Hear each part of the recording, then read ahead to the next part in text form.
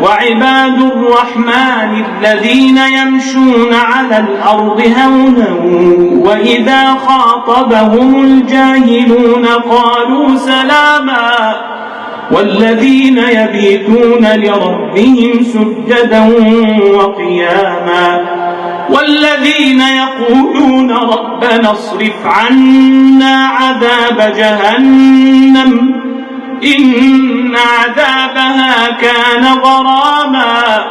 إنها ساءت مستقرا ومقاما والذين إذا أنفقوا لم يسرفوا ولم يقتروا وكان بين ذلك قواما والذين لا يدعون مع الله إلها آخر ولا يقتلون النفس التي حرم الله إلا بالحق ولا يزنون ومن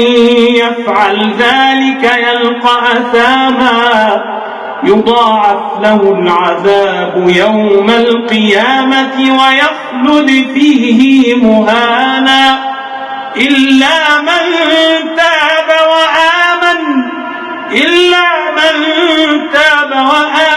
وعمل عملا صالحا فأولئك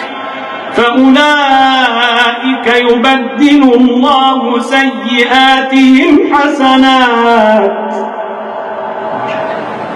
وكان الله غفورا رحيما ومن تاب وعمل صالحا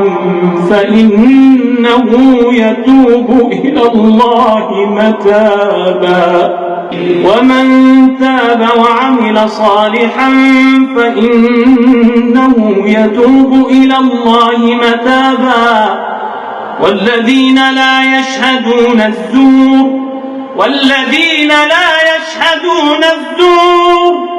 والذين لا يشهدون الزور وإذا مروا باللغو مروا كراما والذين إذا ذكروا بآيات ربهم لم يخروا عليها صما وعميانا والذين يقولون ربنا هب لنا من أزواجنا وذرياتنا قرة أعين واجعلنا للمتقين إماما أولئك يجزون الغرفة بما صبروا ويلقون فيها تحية وسلاما خالدين فيها حسنت مستقرا ومقاما قل ما يعبأ بكم ربي لولا دعاؤكم فقد كذبتم فسوف يكون لزاما.